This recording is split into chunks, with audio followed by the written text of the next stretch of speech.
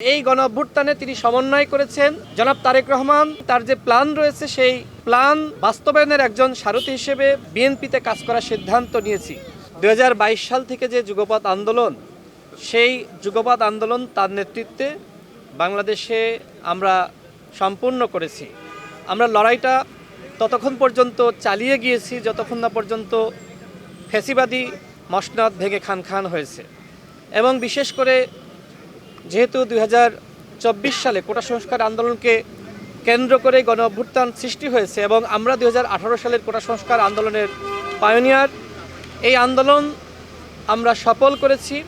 পরবর্তীতে যে সময় আবারও 24 সালে কোটা ফিরে আসে, তখন কিন্তু আমরা বিএনপিকে প্রস্তাব দিই যে এই আন্দোলন শুধুমাত্র কোটা সংস্কার আন্দোলনের মধ্যেই সীমাবদ্ধ না রেখে রাষ্ট্র সংস্কার আন্দোলনে কিভাবে পরিণত করা যায় সে বিষয়ে দল হিসেবে বিএনপির চিন্তা করা উচিত।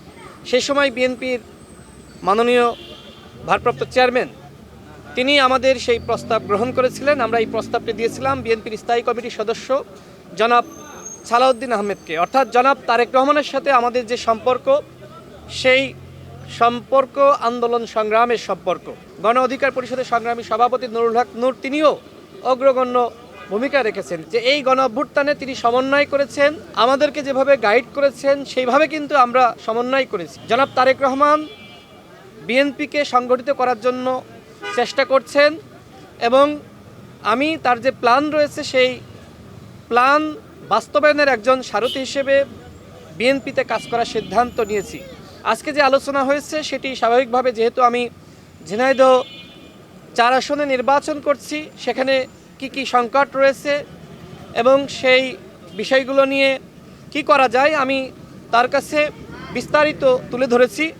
এবং তিনি ঝিনাইদহ 4 আসনে নির্বাচনী জনসভায় আসবেন, যেটি আগেও বিএনপির স্থায়ী কমিটির সদস্য জনাব সালাউদ্দিন আহমেদ আমাকে জানিয়েছিলেন এবং আজকেও আমি সেই বিষয়টি তাকে জানিয়েছি। ইনশাল্লাহ ঝিনাইদহ 4 আসনের মানুষের উদ্দেশ্যে বলতে চাই, জনাব তারেক রহমান আপনাদের মাঝে আসছে। আমি আশাবাদী সেখানে বিএনপির আরও কয়েকজন প্রার্থী ছিলেন, তারা জনাব তারেক রহমানের সিদ্ধান্ত মেনে আমাকে সহযোগিতা করবেন এবং ধানের শীষ প্রতীকে ভোট দিয়ে বিএনপিকে ক্ষমতায় আনবেন।